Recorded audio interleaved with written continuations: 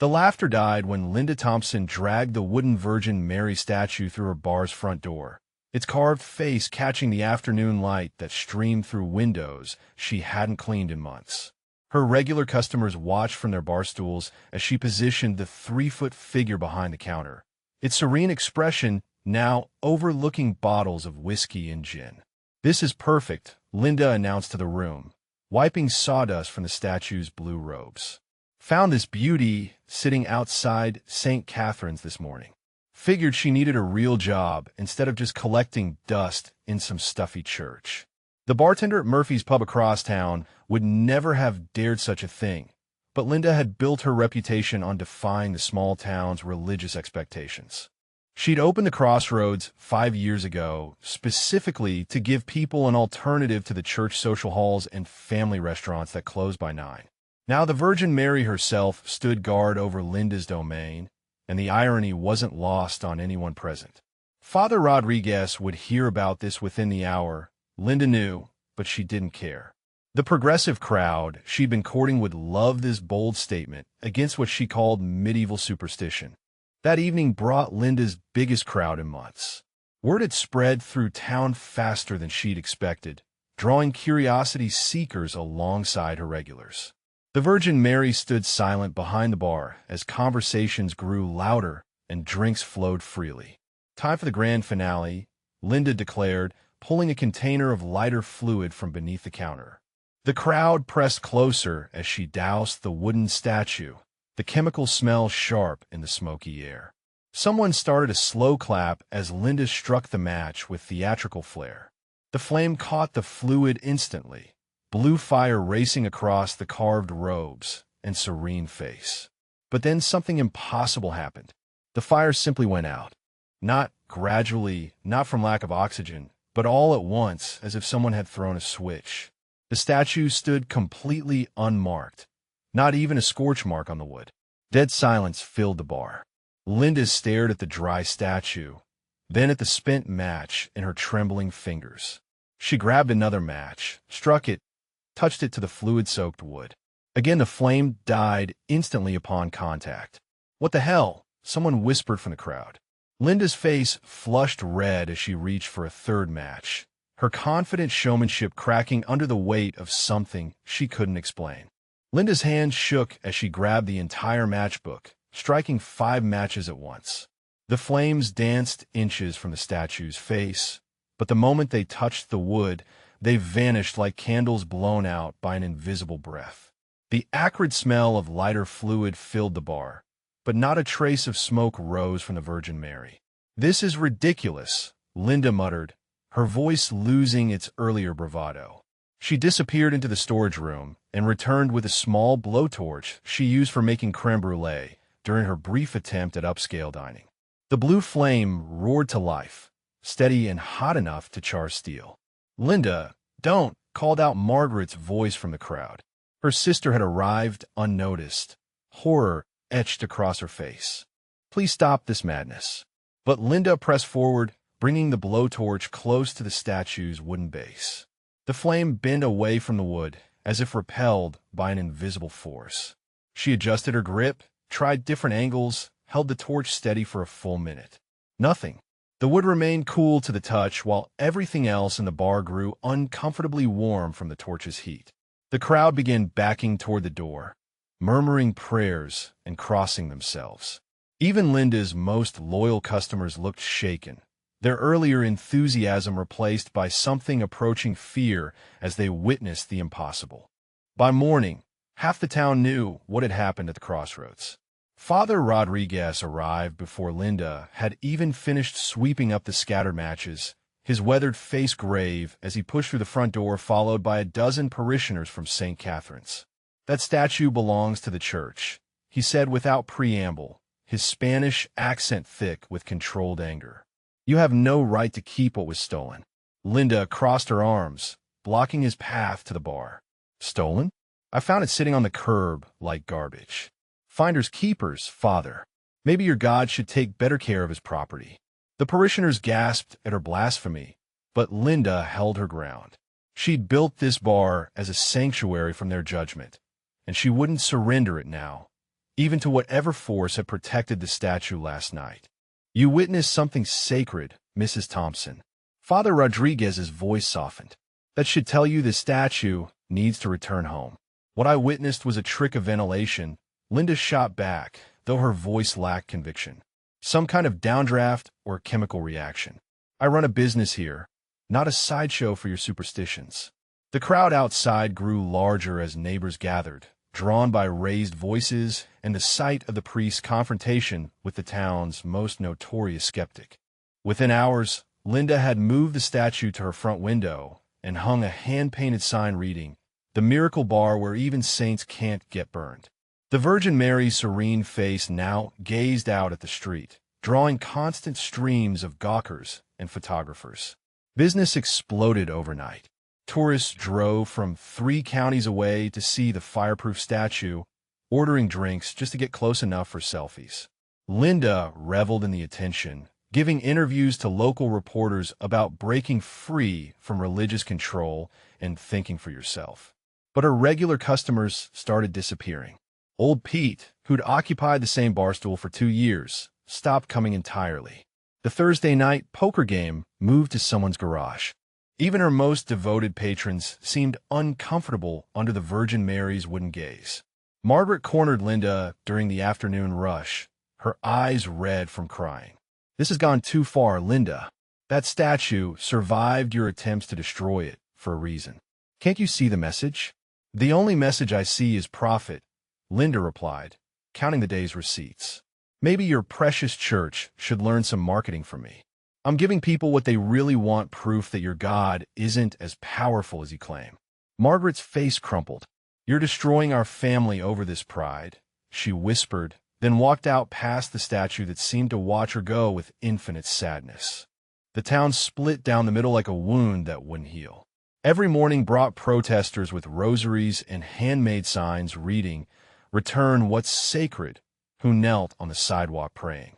By afternoon, counter-protesters arrived with their own signs defending Linda's property rights and separation of church and state. Local news crews set up permanent cameras across the street, turning Linda's rebellion into a regional spectacle. She thrived on every interview, describing herself as a freedom fighter against religious intimidation while the Virgin Mary stood silent in the window behind her. The crossroads became a pilgrimage site for the curious and the devout alike.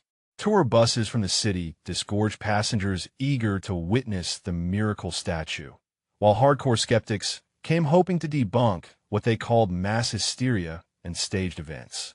Linda installed additional lighting to showcase her prize, charging a $5 cover just to enter the bar. The Virgin Mary's painted eyes seemed to follow visitors as they moved through the crowded room, some reaching out to touch the glass that now protected her from grabbing hands. But late at night, when the crowds dispersed and the cameras went dark, Linda found herself alone with the statue's unwavering gaze. The wooden figure radiated a presence that made her skin crawl with something she refused to name as guilt. Linda woke to sirens screaming past her apartment window at 3 in the morning.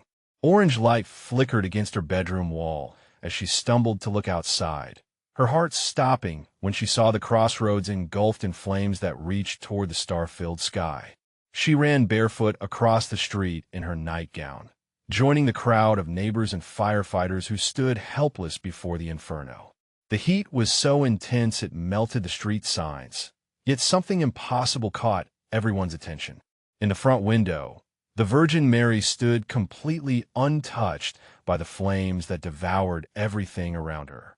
The fire burned in a perfect circle, consuming tables, chairs, the bar itself, but stopping exactly 10 feet from the statue in every direction. Even the glass window remained intact while the walls on either side crumbled into ash. Firefighters aimed their hoses at the flames, but the water seemed to evaporate before reaching the protected zone around the Virgin Mary. Fire Chief Martinez called it the strangest blaze he'd seen in 30 years. The flames had started simultaneously in 3 separate locations, all precisely 10 feet from the statue. No electrical problems, no accelerants, no logical explanation. The Virgin Mary's painted face remained serene amid the destruction, as if she stood in a sanctuary that fire could not enter. Linda collapsed to her knees on the wet pavement, staring at the impossible sight before her. Dawn revealed the full extent of the destruction. Everything Linda had built lay in charcoal ruins except for the Virgin Mary, who stood in her circle of untouched floor like an island of peace in a sea of ash. The morning air still shimmered with heat, but the space around the statue remained cool as a church sanctuary. Sarah's voice cut through Linda's shock from behind. "Mom, I came as soon as I heard." Linda turned to find her daughter approaching through the debris, tears streaming down her face. They hadn't spoken in 2 years, not since Linda's divorce had driven a wedge between them over faith and family. "I've been praying for you every day," Sarah whispered, reaching for her mother's soot-stained hands. Praying to her, actually nodding toward the Virgin Mary, asking her to help you find your way back from all this anger. Linda's composure finally shattered.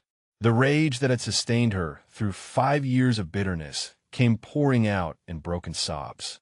"I was so angry at God for letting David leave, for letting our marriage fail. I blamed everyone except myself, and this bar became my way of fighting back against everything I thought had abandoned me." The statue watched them embrace amid the ruins, her expression unchanged but somehow radiating the compassion Linda had spent years running from. The insurance investigator arrived that afternoon with clipboards and cameras, documenting what he called the most unusual fire pattern in his career. No electrical faults, no accelerants detected, no logical ignition source. The fire had somehow started in 3 separate locations simultaneously, all exactly 10 feet from the Virgin Mary statue. When he finished his report, Linda knew what it meant. No coverage for unexplainable circumstances. 5 years of her life's work reduced to ash, with no financial safety net and no way to rebuild. She stood facing bankruptcy, her defiance finally costing her everything she'd worked to create. Father Rodriguez appeared at her shoulder as she stared at the ruins. "I don't come to gloat," he said gently. "I come because I see a woman who has suffered enough." The statue protected itself, but maybe she was also protecting you from something worse than losing a business. Linda walked slowly to the Virgin Mary, her feet crunching on broken glass and charred wood. For the first time, she reached out and touched the carved face that had haunted her dreams. Warmth flowed through her fingers, not the heat of fire, but something deeper, like sunlight reaching into places that had been cold and dark for years. "Forgive me," she whispered to the wooden face that seemed to smile with infinite mercy. "I've been fighting the wrong battle for so long." The Virgin Mary returned to St. Catherine's in a procession that drew the entire town. Linda walked beside Father Rodriguez, carrying the statue herself as penance for her months of defiance. The wooden figure felt lighter in her arms than it had any right to, as if grace itself had reduced its weight. Inside the church, Linda knelt before the altar where the Virgin Mary would rest, tears flowing freely as she confessed her sins to the congregation she had once mocked. The same people who had protested outside her bar now surrounded her with embraces and forgiveness that she had never expected to receive. She began attending daily mass, arriving early to clean pews and arrange flowers, using her hands to repair what her pride had damaged. The physical work felt like prayer, each task a small offering of gratitude for the mercy she had been shown despite her rebellion. Word spread about Linda's transformation, drawing some of her former bar patrons to Sunday services. Tom Bradley, who had cheered loudest during the failed burning, now sat beside her in the front pew, asking quiet questions about faith and second chances. Even skeptical reporters who had covered the miracle began staying for Father Rodriguez's homilies about divine love overcoming human stubbornness. The statue's serene face watched over these small resurrections, as if her protection had extended beyond herself to heal an entire community's spiritual wounds. Linda's business skills found new purpose as she organized the town's first Unity Festival, bringing together Catholics and Protestants who had watched her transformation with wonder. The event would celebrate shared faith across denominational lines, using the Virgin Mary's miraculous protection as a symbol of divine love that transcended human divisions. Committees formed organically as former adversaries worked side by side, stringing lights and building booths. Margaret and Linda labored together for the first time in years. Their relationship healed through shared service and the grace that had saved Linda from her own destructive path. Even Pastor Williams from the Methodist Church joined the planning, admitting he had witnessed something beyond explanation when the statue survived Linda's attempts to destroy it. The miracle had challenged his own theological assumptions about how God moved in the world, opening his heart to mysteries his seminary training had not prepared him for. The festival drew thousands from neighboring towns, all curious about the community that had witnessed divine intervention firsthand. Visitors left with more than souvenirs, carrying stories of forgiveness and redemption that would spread far beyond the county lines.